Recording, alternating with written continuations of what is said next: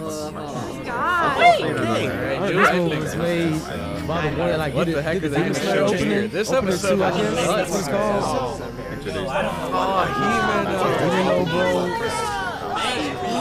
R.I.P. It's so devastating to see that last episode. Last episode was that shit crazy.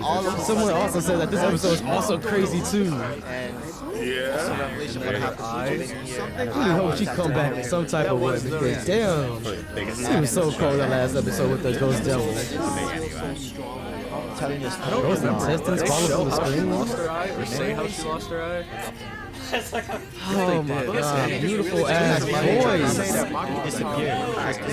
This is definitely getting added onto the playlist 100%. Curse for a second.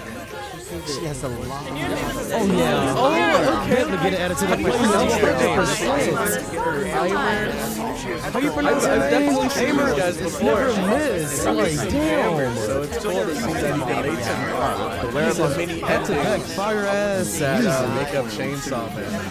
And we have Makima too. That's probably the coolest thing.